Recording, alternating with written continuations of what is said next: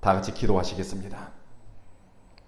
자비하신 주님, 땅만 바라보고 살던 인생들에게 전능하신 하나님을 의식하고 또 의지하며 살게 하시니 감사합니다. 모든 피조물이 탄식하는 이 시대에 우리를 예배자로 불러주시고 하나님의 자녀로 사는 거룩한 꿈, 하나님 나라의 시민으로 성장하는 소망 주시니 고맙습니다.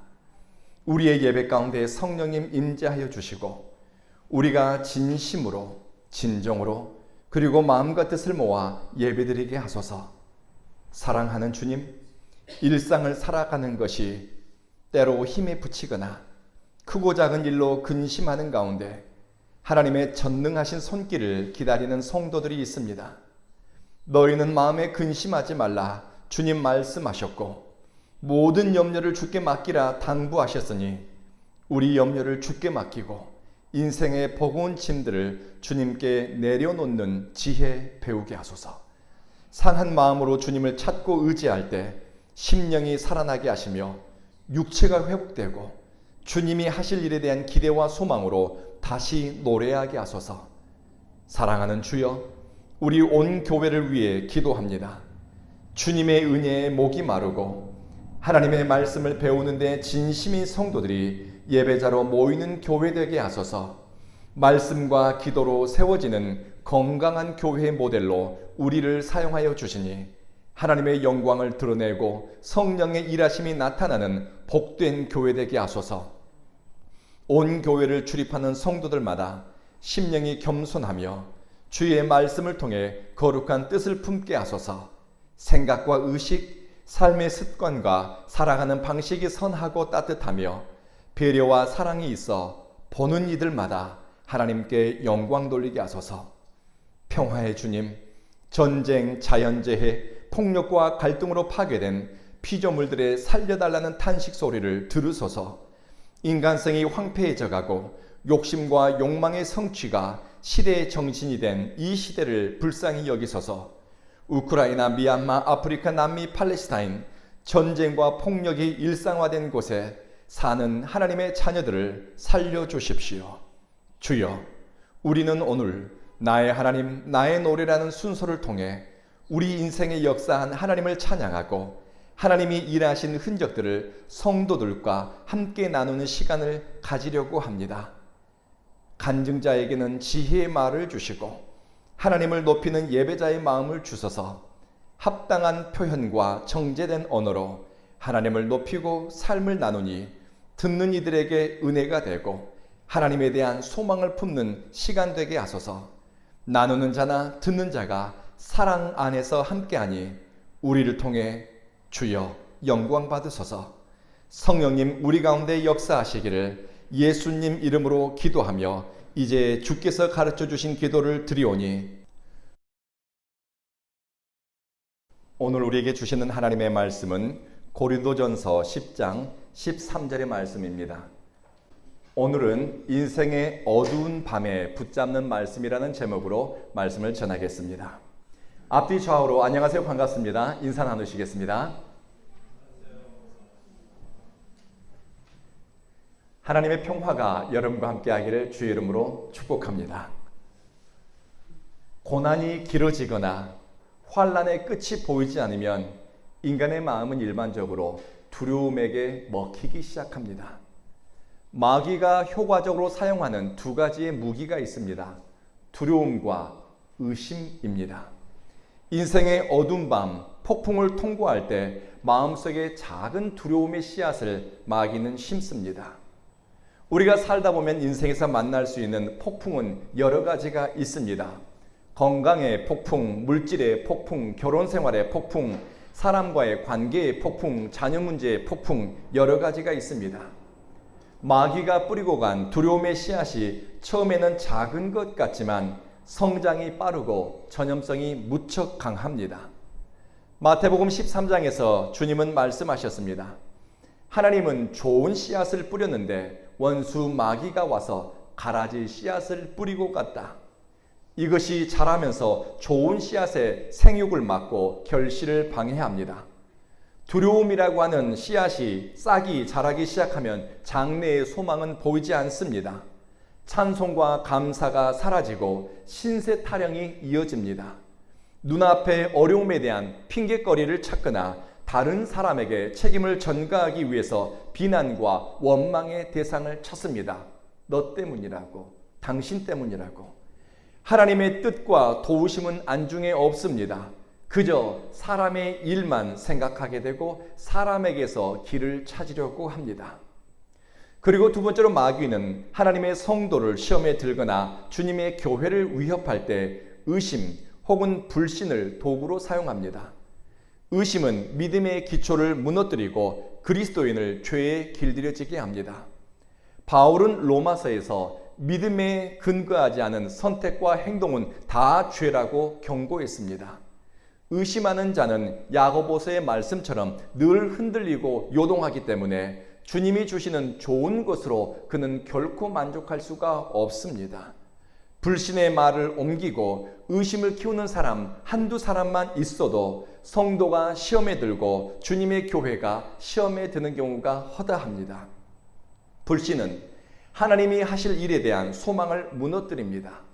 의심은 하나님의 뜻과 섭리에 대해서 어리석은 자가 되게 합니다. 의심과 불신은 미래에 임하게 될 장차 임할 소망보다는 눈에 보이는 현실에만 급급하게 만듭니다. 사람들 가운데 유달리 의심이 많은 사람들이 있습니다. 꼼꼼하고 예민해서일 수도 있지만 믿음이 없거나 그 중심에 하나님에 대한 신뢰가 없어서 의심과 불신이 체질이 된 사람도 있습니다. 그래서 유다서 1장 22절에서는 여러분은 의심하는 사람들을 긍휼히 불쌍하게 여기십시오. 왜냐하면 의심하는 사람들, 의심병에 든 사람들은 하나님이 주시는 좋은 것을 그들이 맛보기 어렵고 누리기 어렵기 때문입니다. 환난과 시련, 인생의 고난과 풍파, 초대교회 성도들이 일상에서 마주해야 하는 문제들이었습니다. 초대교회 성도들도 환난의 한가운데에서 그들도 두려움에 사로잡혔고 하나님의 뜻에 대한 기대보다는 왜라고 하는 의문에 붙들리기도 했습니다. 왜 나는 주님을 사랑하는데, 주님을 신뢰하는데 나에게 이런 고난과 시련을 허락하시는 겁니까?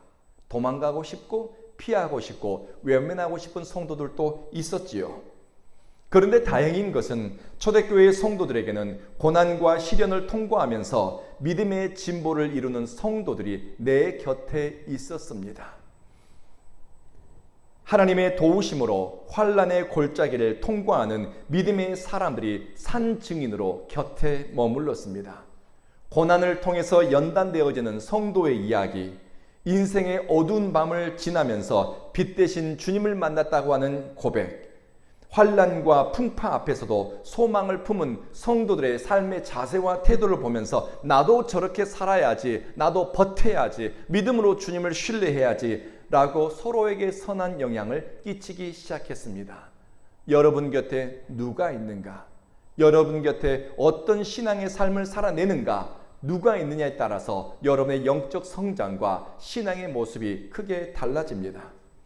바울은 데살로니가전서 데살로니가 1장에서 자신이 데살로니가 교회와 성도들을 얼마나 자랑스럽게 여기는지 이렇게 이야기합니다.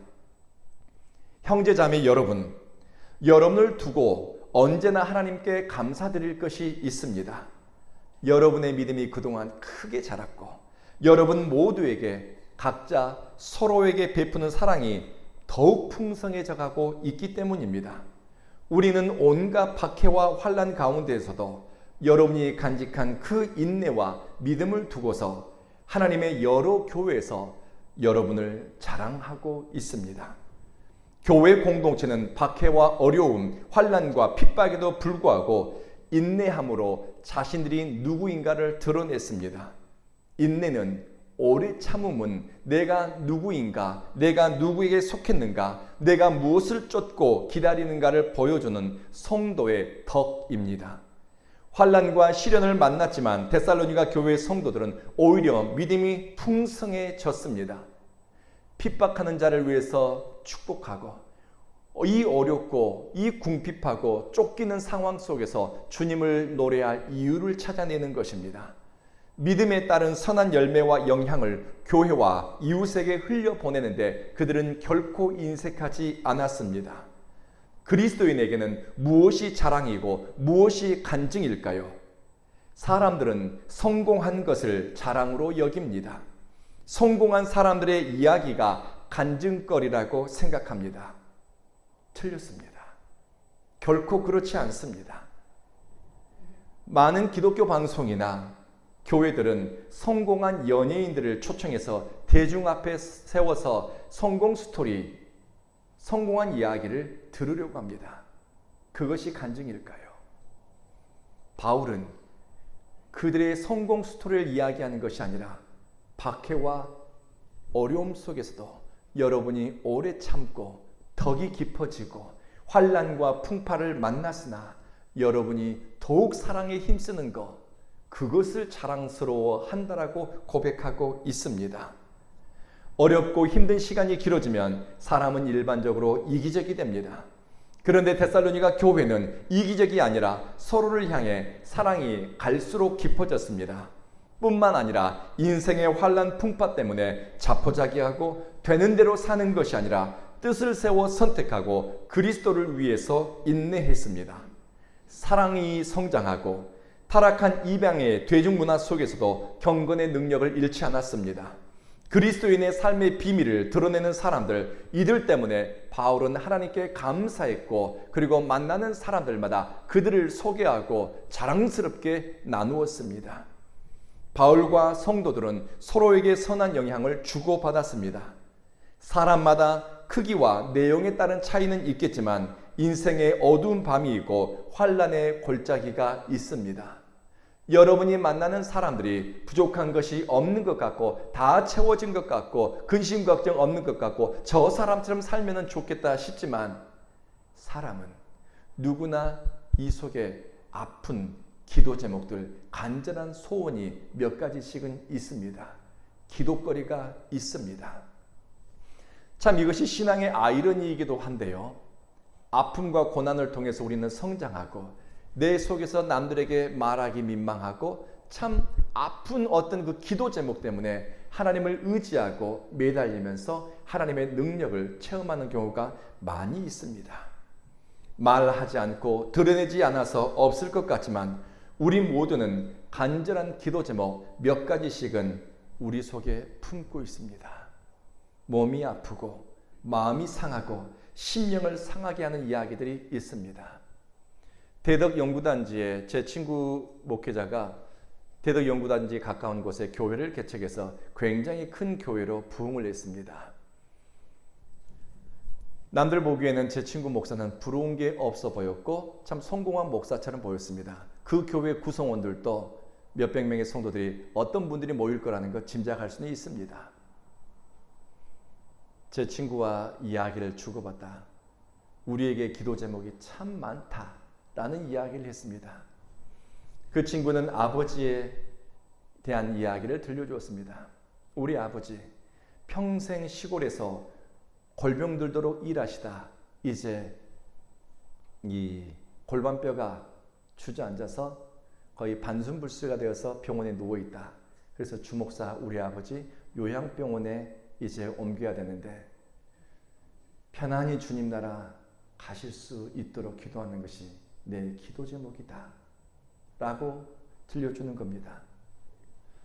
이런저런 이야기를 나누면서 부모님에 대한 기도 제목, 자녀에 대한 기도 제목, 그리고 목회 현장에서 경험한 기도 제목을 나누다 보니 우리 모두는 아프고 상한 그리고 하나님의 도우심이 필요한 피조물들인 거예요. 그래서 우리는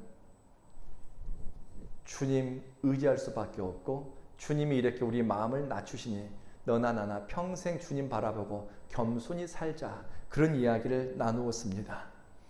무섭고 두려운 상황, 길이 보이지 않는 막막함, 의심과 불신이 생각과 삶의 중심을 뒤흔들 때 많은 믿음의 사람들은 되는 대로 떠밀려가는 것이 아니라 주님의 말씀을 닷줄처럼 붙잡고서 그 말씀을 기도의 원리로, 기도의 기초로, 삶의 철학으로 삼았습니다.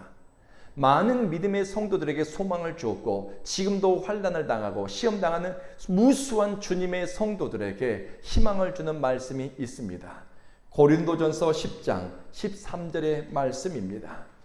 사람이 감당할 시험 밖에는 너희가 당한 것이 없나니 오직 하나님은 미쁘사 너희가 감당하지 못할 시험 당함을 허락하지 아니하신다.